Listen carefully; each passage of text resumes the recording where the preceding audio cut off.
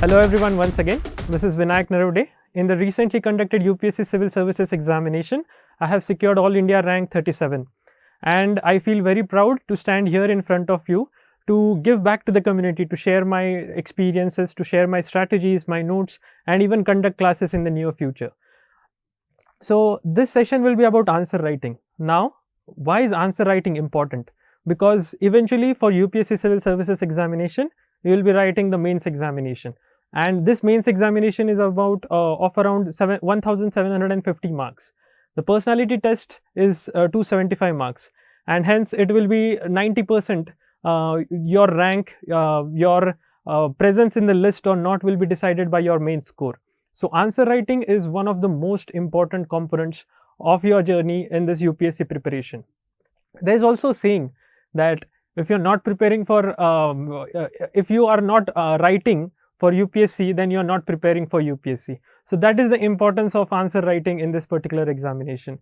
We have a grueling mains usually lasts for around 5 days over a period of 2 weeks. So you not only need to be mentally ready, but you also need to have that sort of a content, that sort of structuring of your answer, and you need to provide maximum amount of your knowledge to the examiner in limited space. So this can only be improved by answer writing. So let's start about sharing this particular strategy. But before that, I would like to thank the UnAcademic Platform for providing me a medium to connect with UPSC aspirants. As you all know, there are bahubalis of content on this platform like Mrunal sir, like Pratik sir, who have already been reaching out to different aspirants and guiding them. So please feel free to subscribe anytime if you want. Now, answer writing. Now this presentation will be dealing with different phases of answer writing. So first of all, students get a doubt like, how should I start answer writing? So we'll be discussing that in the phases of answer writing, the phases of answer writing slide. Then secondly, we'll also talk about, does answer writing help? Is it needed? And I'll give some personal experiences in this regard about how it helped me a lot during my 2019 versus 2020 mains. What should be the correct approach for writing answers? What is the need? Like what are the resources you should be referring to, whether it should be UPSC papers or some coaching institute material. We'll be dealing with that in the correct approach. Then finally, we'll also talk about, are full length tests needed, or we can just write about 4 to 5 answers daily. We'll talk that in detail in this particular section. How to go through daily answer writing, or is daily answer writing entirely needed, or can we just focus on full length tests?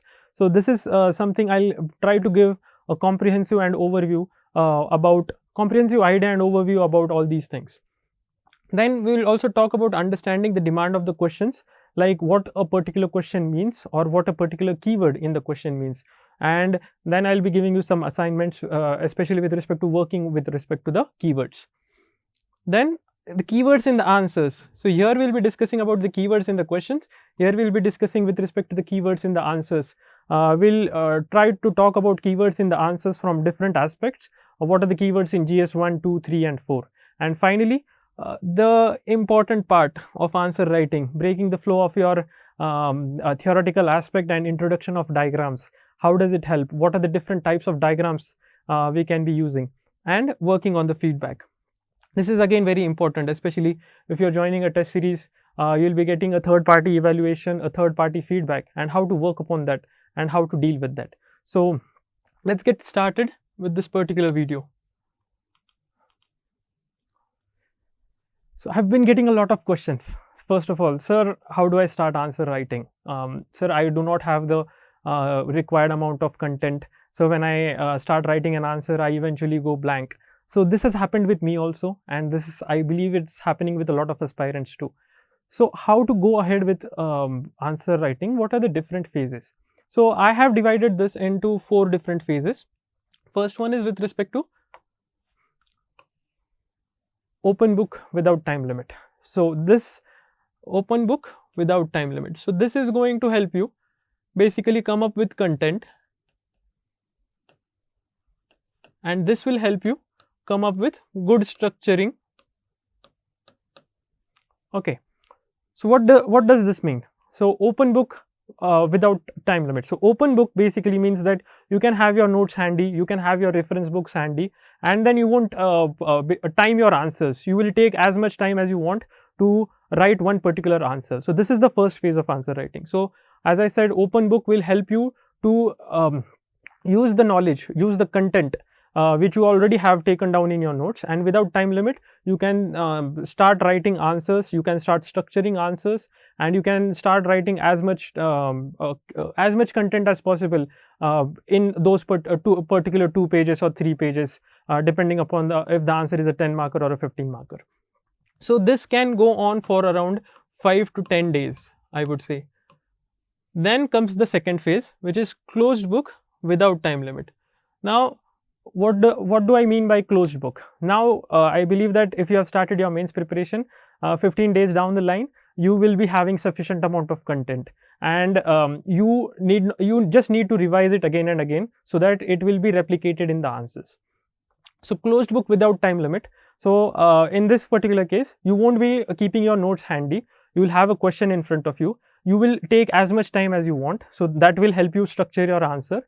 But in this case, since you do not have a book open, you will be trying to reproduce whatever you have read beforehand. So this will help you recollect faster, give you an overview about how much revisions are needed, so that you will be able to replicate or reproduce your content in a better fashion. So this will be the second phase, and this I would say this will again go for 15 to 20 at max 15 days. The third phase is with respect to closed book with time limit. Again, now that you have understood about how much revisions are going to be needed in the second phase, in the third phase you need to adhere to time limits, because anyone can write quality answers with unlimited amount of time. But in UPSC, as you know, you get around 7.5 minutes for 10 markers and 10 minutes for 15 markers. So this is the time limit which you will be using in this third particular phase.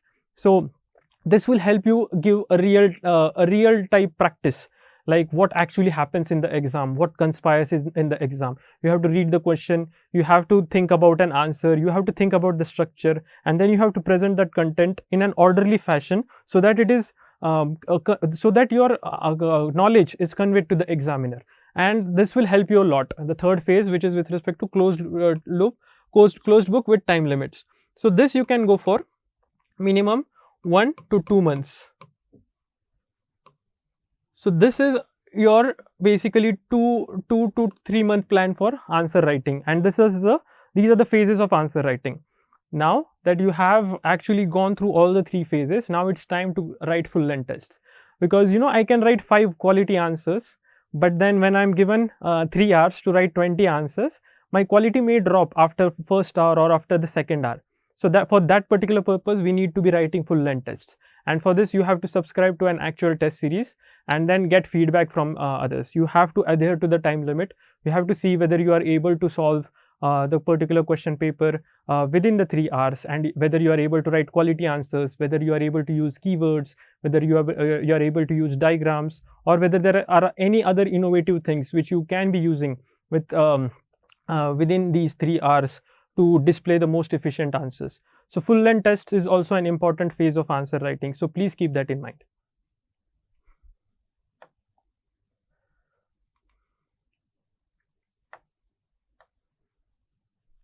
So the second question, does answer writing help? So my personal experience in the first mains, I didn't have any time to basically do any sort of answer writing. I had came back from the US, I was writing prelims within a month, and luckily I was able to clear prelims, and the first answer which I wrote for 2019 mains was around 15 days after the prelims examination. So I didn't have time, I didn't have content, and eventually I got 70 marks in GS2 and 75 marks in GS3, which is a pretty bad score, I would say, for any aspirant who is looking forward to get into top ranks. Then I made it a point to myself that I'll have to distribute equal amount of time for GS and my optional. My optional was mathematics, and in the first attempt I was thinking that I would score exceptionally well in mathematics, and then it will be fine if I score less in GS. But that's not how it works. I have time and again re-emphasized that everything has to converge to basically get you a good rank, a good service and a good cadre. So balancing your GS and your optional is very important, and one important aspect of GS is answer writing. So because of my efforts this year, I was able to improve my GS2 score from 70 to 96, and GS3 score improved from 75 to 96. So that's almost 25 and 21, so 46 marks improvement just in 2 papers. In GS1 and GS4 I already had good marks, and I have actually maintained those amount of marks in GS1 and GS4. So overall I was able to improve my GS score to around 391, which is a very good score for Civil Services 2020 examination. So that is the impact that any sort of answer writing effort can make on your score. If you are able to score good in GS, then it may be okay for you to not score exceptionally well in your optional. It may be okay for you to score above average in essay, above average in optional, and then you can still make it to list. So that's the reason I keep re-emphasizing on answer writing. It is one of the most important aspect for your civil services preparation.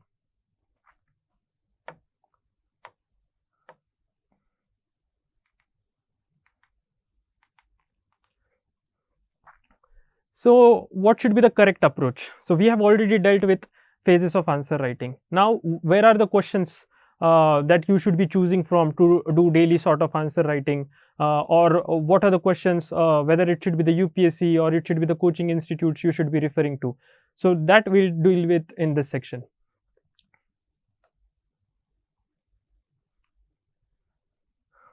So first you need to understand that you are writing the examination for UPSC, which is conducted by the UPSC. So you cannot solely rely on any single coaching institute. You need to understand what UPSC is thinking about a particular issue, what issues UPSC is thinking are important from the static portion, and for that you need to do a thorough review of previous year questions. I would say the UPSC has changed its pattern in 2013. So you can refer to all the questions, all the questions from 2013, and then basically in the phase before prelims, which I have continually emphasized on, you should be solving these questions in the third phase, which is within the time limit and closed books tests. So if you are able to do 5 answers daily in that phase, you will be able to cover these things pretty these things pretty comprehensively in a limited set of time. So previous year questions are going to be your Bible, are going to be a holy grail for GS preparation, for GS answer writing. So this is one of the most important things I would again re-emphasize. Then it comes the daily answer writing. So daily answer writing, one section will consist of previous year questions. Now the second session, it will consist of current affairs based questions. Now current affairs questions, we cannot find them from previous year questions. So where do we get these current affairs questions? So these can be available on any platform which post daily questions. You can go on any one of these platforms and try to solve around 2 to 3 questions which are based on daily current affairs. So this is also important, like this will help you with the static portion, the previous year questions, and this will help you with the current affairs based question. So this is again very important. And full length tests, I'll re-emphasize that just writing 5 answers daily is not going to help you crack this exam. You have to write full length tests, because full length tests not only help you with respect to time management, but they also give you an idea about when are you writing subordinate quality answers. So that is very important, to have an idea about your strengths and weaknesses, and you get that only in full length tests, and these should be completed within the 3 hours mentioned time periods. Because when you start initially in 3 hours, you may finish only 15 to 16 answers. You will be leaving out completely 4 questions because your speed may not match what UPSC requires. And then as you go on and on, you will be able to complete the entire 20 questions. You will be able to complete the entire paper. You will be able to understand which are the questions you can neglect, which are the questions you need to write in detail.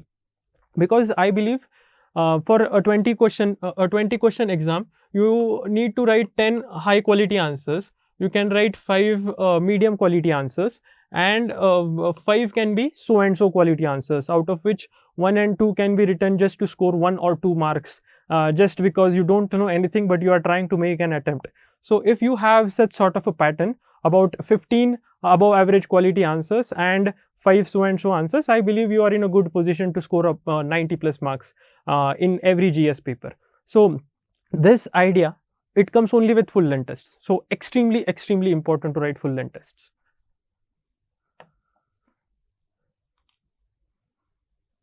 Just to deviate a little bit from the topic, I'll be conducting some sessions on the UnAcademy Plus platform. These will be dealing with ethics and society and social justice. So if you are a member, you can use my code VN37. V is for Vinayak, N is for Narwade, and 37 is my all India rank. You can use this code basically to search my videos on the platform and to subscribe to any of the courses which I'll be taking. Yes. So once again, coming back to something I was discussing before, which is the full length tests. Now, I would say in this case, this is one of the most important investments which you will be making in UPSC. You have to subscribe to an actual test series. Now, why do I say that? Because for prelims, you need not subscribe to a test series because it is based on self-evaluation. You already have the answers which are provided at the back of the paper, and in prelims you have an objective approach. You are either right or you are wrong, but in mains you are not right or wrong. You are in the continuous process of evaluation or evolution, I would say. So for that you need third party feedback. You need feedback from people who have written mains, who have qualified for the interview, who are actually good educators, who know what UPSC is demanding. So for that particular purpose, this is one of the most important investments you will be making. So subscribe to an actual test series, both for your GS as well as for your optional subject, and even for essays if you want to. Working on the feedback. So there will be a slide in the upcoming few minutes. But what do I mean by working on the feedback? So you'll be given different feedbacks. You'll be given your strengths. You'll be given your weaknesses. You'll be told if you are able to structure an answer or not. So a comprehensive feedback is given to you for every question, as well as the entire paper on a whole. So this is very important about like you need to basically discuss with your mentors at the coaching institute for which you have joined the test series. You can discuss it with peers about how to go on and how to continuously evolve with respect to your answers. Believe me, the first paper I wrote in 2019, I had 60 marks. And eventually, the final papers which I was writing in 2019 itself, I was having more than 100 marks in that particular coaching institute's test series. In the second attempt as well, the final answers, I had changed the coaching institute because I wanted a different variety. And the final answers which I was writing was giving me continually more than 100 marks in every paper that I was writing. So that is the importance of continuous evaluation and working on the feedback. Frequency. Again, a very important question. Now, this frequency is about writing tests. So, I like to divide this frequency into two phases, before prelims and after prelims. So, sometime before prelims, when you are starting answer writing, I would advise to write at least one GS test bi-weekly and one optional test bi-weekly. So, you will be writing one test every week, but you will be distributing it as GS optional alternatively. So that is the way to go ahead with before prelims. Now, how to go ahead with after prelims? After prelims, I would say you should write 1+1 test every week. One test will be for a GS and one test will be for your optional. So these are 2 days of your week, and the remaining 5 days you will be doing daily answer writing. So daily answer writing for the remaining 5 days. So if it is the month immediately after your prelims, you will be writing 5 questions daily. If it is 1 month before the mains, you will be writing 10 questions daily, 5 10 markers and 5 15 markers. We will discuss that in detail in a little bit. Yes. So the daily answer writing. You need to write daily answers because you need to go into the prelims. Again, this will be two-phased thing, before prelims and after prelims. When you go into the prelims, you need to have that confidence that, even in that limited 80 to 90 days time period after prelims, I'll be able to crack this exam. And this is only possible when you have enough knowledge content, as well as you have portrayed that knowledge content through daily answer writing and continuous evaluation, which you have done before prelims. And believe me, this set of confidence can even help you crack prelims by 5 to 10 marks above the cutoff, which usually happens every year. Because that itself gives you a lot of confidence, and that nudges you to work hard during the 2.5 months just before prelims, and it does wonders. So before prelims, I would say 5 questions daily, and this will be for 2 months. And as I have mentioned previously, these 5 questions daily will be initially from the previous year questions of UPSC, and it will also include one platform or one online platform which is providing for daily answer writing. It will also include some of those questions which are based on our current affairs or the current affairs of this particular year. So this is something that you need to do before prelims. Post prelims, as I have mentioned, 5 questions every day in the first month after prelims. So for example, if the prelim is getting over on October 10th, October 15th to November 10th, you can do 5 questions daily. And if the mains is on let's say first week of January, then the entire week of December you will be writing 10 questions, 5 10 markers and 5 15 markers. And in between in the second month after prelims, you will be continuing with this particular strategy of writing 5 questions daily. Along with this, as I have mentioned previously, 5 days for daily answer writing and 2 days for optional and a GS test which you have subscribed for after the prelims. So it is extremely important. So please follow this advice, and believe me, you will see a lot of evolution, and you will see your GS scores doing wonders for you in the UPSC Civil Services examination.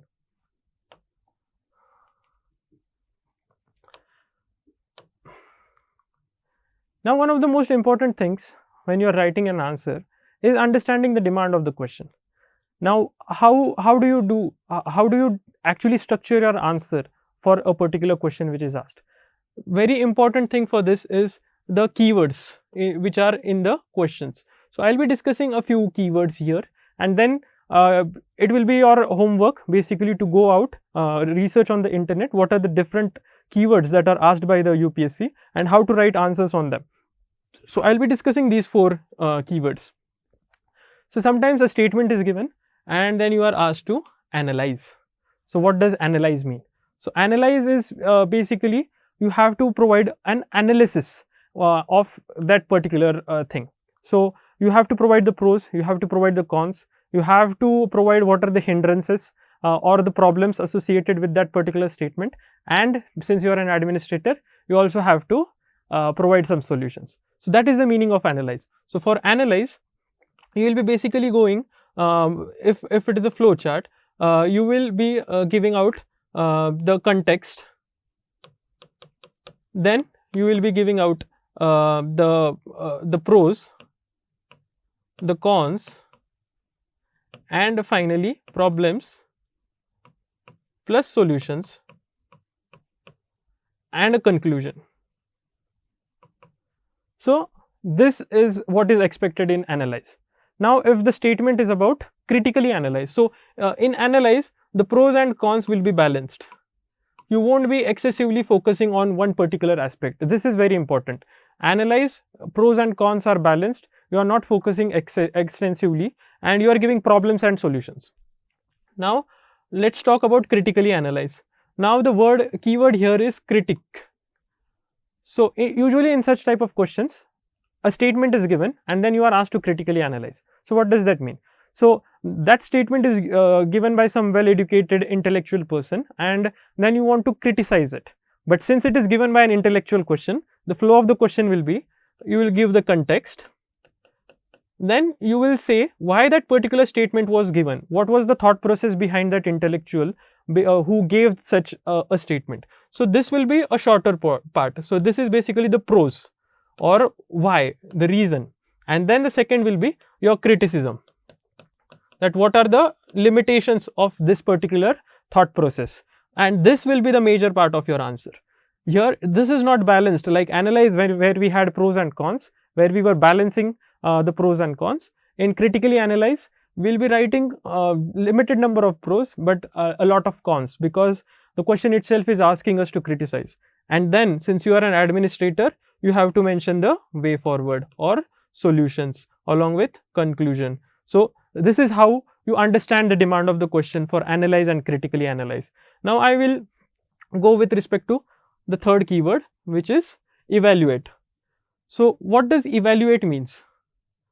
Just imagine you have written a paper and you have given it to someone to evaluate. So what is he doing? he is checking your paper, he is understanding what facts you have written. So if you want to evaluate something, you have to provide a lot of facts.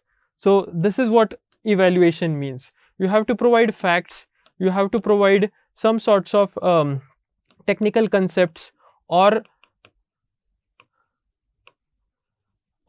committee reports or any recommendations which have been worked upon.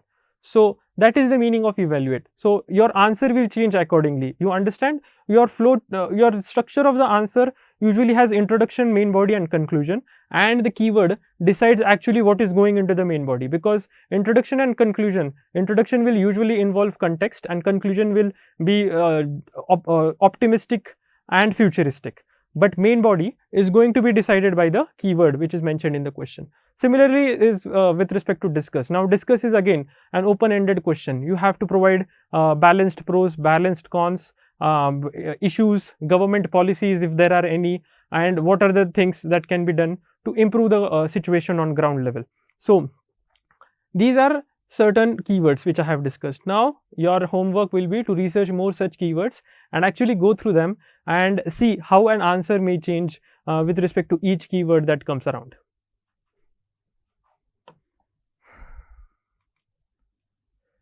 Now usage of keywords, and this time it will be in answers.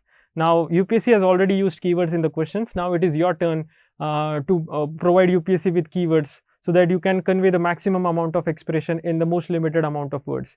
Because remember, mains is about bhavnaon ko pahunchana. The more you are able to impress the examiner with the more limited words, that is help you to get more and more marks, and that will also help you to complete your paper. So for each paper you will be writing, keywords are extremely important, and in this particular aspect we will be trying to decide on keywords from different GS point of view, like from each paper point of view.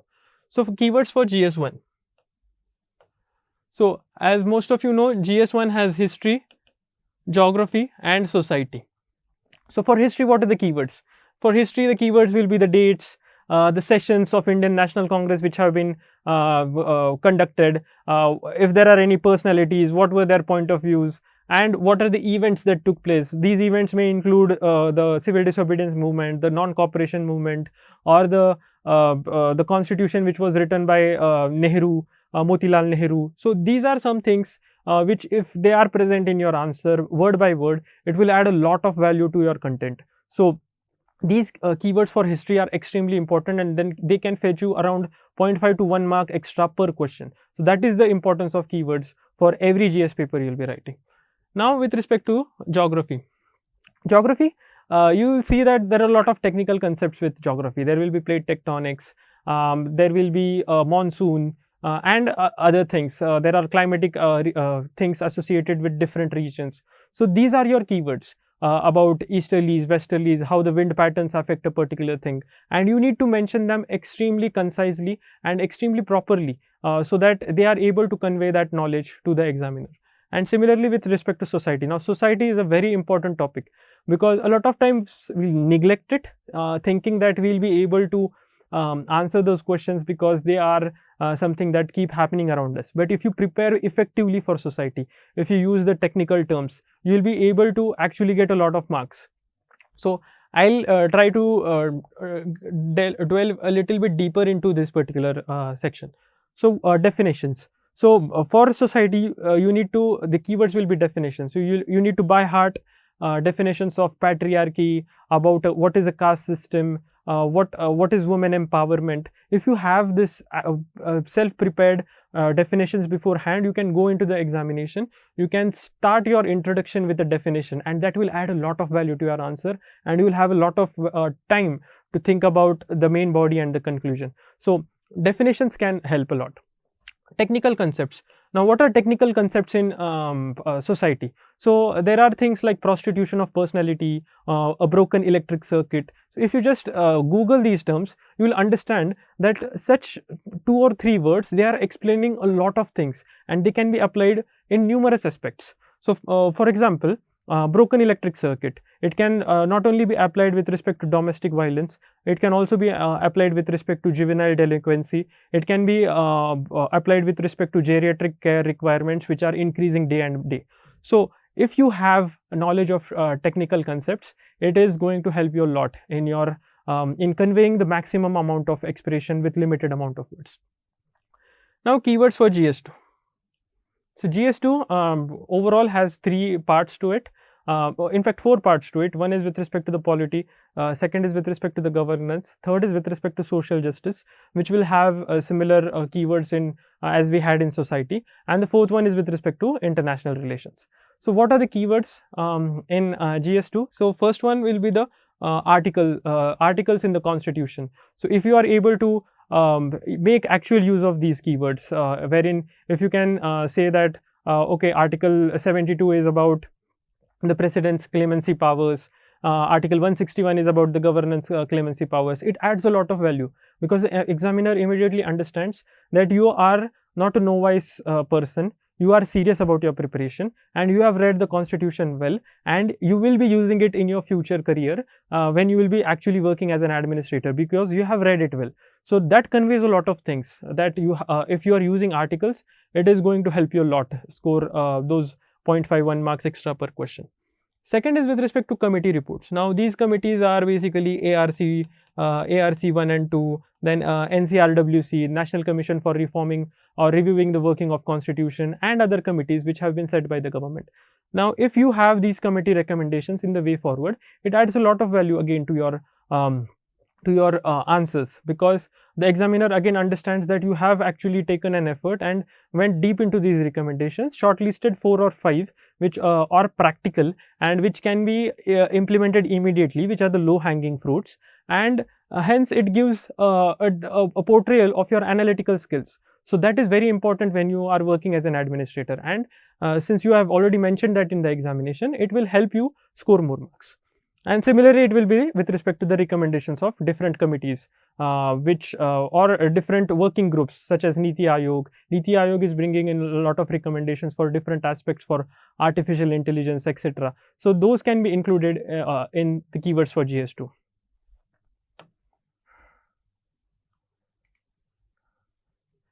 Keywords for GS3. So GS3, as you know, it has economics, environment, internal security, disaster management. So what will be the keywords? So facts will be something that can be used for all these excuse me. Facts is something that can be used for all the different aspects of GS3. You can use it for economics, you can use it for environment, internal security, etc, etc. Examples is again something that can be used for each and every aspect. So if you are talking about a disaster, and if you are able to give examples of crisp examples of cyclones such as Nisarga, such as cyclone Amphan, any example you give, it is going to add a lot of value to your answers. And then there are maps. So as I was just explaining disasters, if you are able to draw India map, and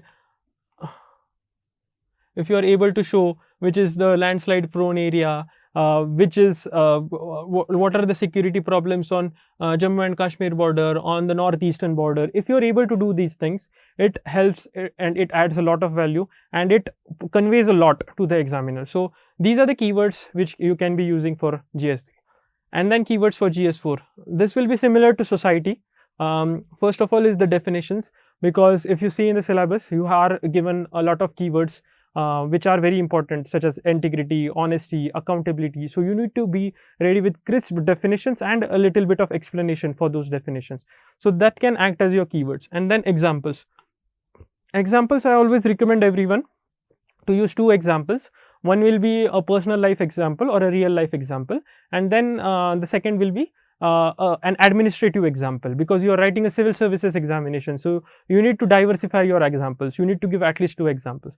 So this can help you a lot. Like if you are well prepared well beforehand, you can go into the ethics paper, and then you will see if you have keywords, you will be effectively be able to manage the time.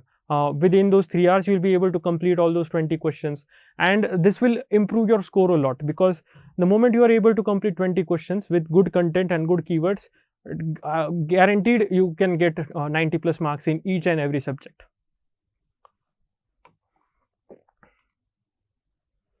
My favorite part is with respect to usage of diagrams in your answers, because see, examiner is a human being, and if he's just reading and reading and reading, he's going to get tired. So you need to break his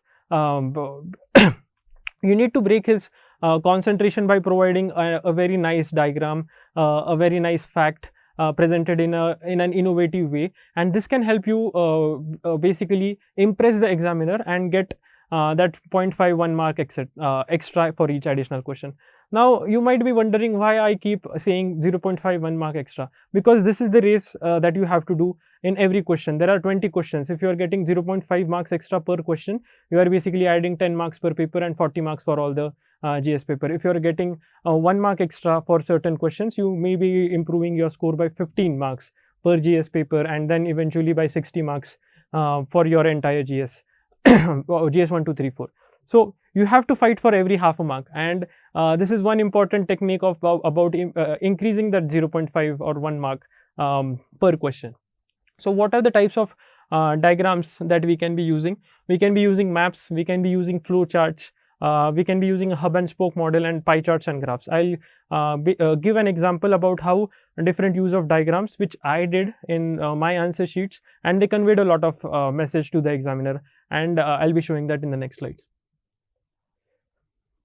So this is an example of a hub and spoke diagram.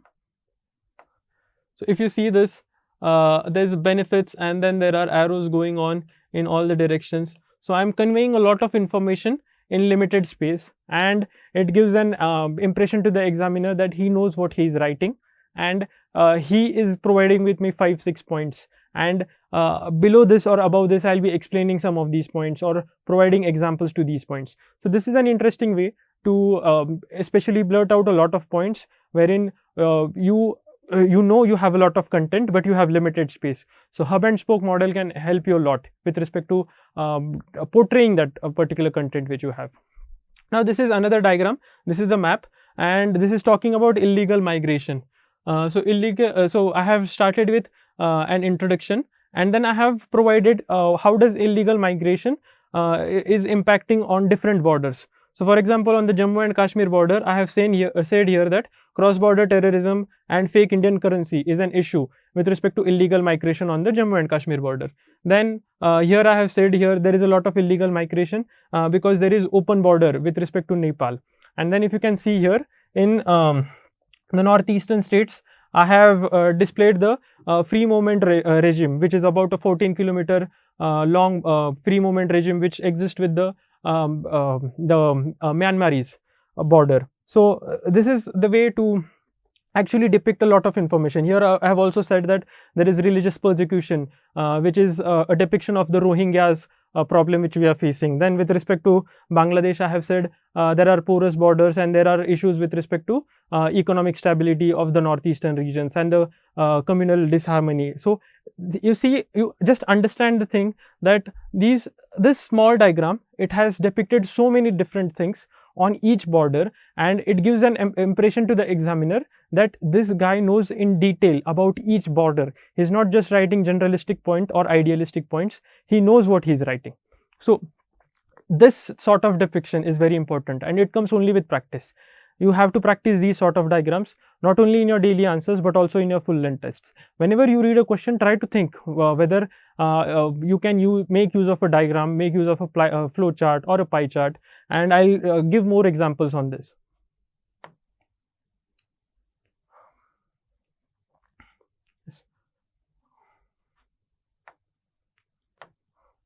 So this is one of the diagrams which I used for the environment section, and this is about a One Health approach which was very popular last year because of COVID, that we are having a lot of zoonotic diseases emerging. So how does One Health approach impact, or what is One Health approach? So I have very effectively depicted it in a very small diagram that One Health approach is basically humans in the center, and how the environment, how the animals and how the plants are impacting the humans. So this is the way to convey a lot of things in very small diagrams. Similarly, this diagram is on a question wherein it was asked, how are terrorism and organized crimes related? So if you can see, I'll just point out the markers. I am showing here how organized crime impacts terrorism, like how organized crime helps terrorisms, that it is providing it a network, it is providing smuggling of arms and funding, and then how terrorism is promoting organized crime. You can see that it is creating that sort of instability to help the organized crime to last longer. It is actually taxing organized crime, and it is providing them protection. So this is very efficient way about how money laundering is used for sustaining terrorism and organized crime. Now this is again a very important diagram, a very innovative expression about the issues of cyber security. So on the y-axis, I have shown here complexity of the emerging issues of cyber security, and here I have so this is the graph which is showing about the complexity, and on the bottom on the x-axis I have shown that virus is a less complex phenomenon, hacking is a less complex phenomenon, and towards the end cyber terrorism, cyber attack, these are extremely complex. So with day in and day out, cyber security is getting a much more complex problem than what we used to imagine 10-15 years behind. So this actually tells you like how effective is it to you make use of diagrams to depict a lot of things in the most limited sense. And believe me, this is a half-page diagram. So you are writing that much amount of less content, and you are able to manage time, and you are able to impress the examiner, you are able to get good marks, and then you have that time to write good answers for the future questions. So that is the importance of diagrams. There is so much that can be achieved by one single diagram.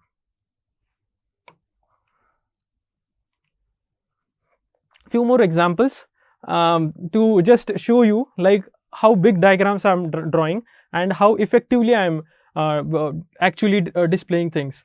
And these two particular diagrams, there was a question last year about the temporal and the sectoral differences that a woman has to face. And if you see this particular flow chart about what are the problems that a woman faces in fetus, at the infant stage, at the teenage stage, youth stage, parenthood and elderly stage, and there are n number of problems that I have written, and that gives a brilliant idea to the examiner that I'm not only thinking about adult women, I'm thinking about women at every stage. So this is a very important thing, and it is actually taking an entire page space, so I have more time for future questions. So that is the way you have to basically improvise in this particular examination. Similarly, this is something that I used in GS2 and GS3 this year, this particular graph and this particular map. So this this particular question is about water crisis India is facing. Now I have actually used a graph which shows how the water availability per capita is increasing year by year, and then I have actually made an effort to put it on a map that in the northern sector there are some different problems. There are some different problems in the Deccan Peninsula. There are issues in Rajasthan, and there are also issues in Northeast, which although has a high rainfall, but it has no storage system. So this is the way to depict a lot using the most limited expressions and the most innovative expressions, and these things are going to fetch you a lot of marks.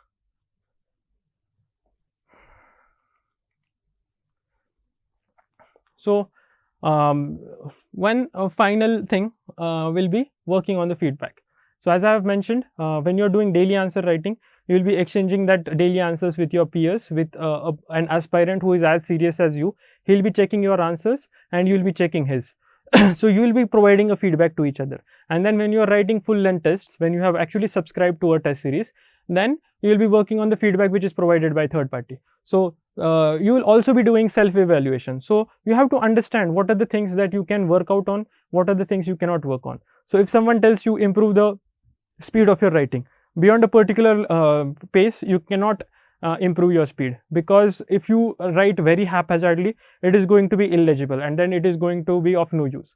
So if you are a slow writer, you need to understand that if someone is continually asking you to improve your pace, you need to adapt to your strengths, and you need to write more decent answers make larger use of diagrams, flowcharts, so that you are able to display maximum content within limited words, and that will help you to cover the paper. So this is something that comes with maturity, and since you are writing this exam, I believe that you are all very matured.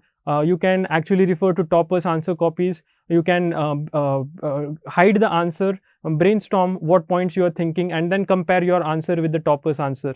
This is again a very important thing. What you will be able to compare yourself with toppers. So this is how to work on feedback. And self-evaluation and peer evaluation, I would say, are some of the most important things, because with a subscribed test series, it may take around 4 to 5 days for them to check your tests. But with self-evaluation and peer evaluation, this will be a very fast process. You will not only be able to understand where you are going wrong, but at the same time, you will also be able to provide feedback and receive feedback from your friend. And this is the fastest method, I would say, which is available for you all to work on any particular content. So this is all about A to Z about answer writing. And I'll be online. I'll be making more videos to share my strategies, to share my book lists, as well as to share my experiences about a personality test. And I'll also be trying to make some videos on the Plus platform, wherein I'll be teaching ethics and society and social justice. So stay tuned and happy learning. Thank you.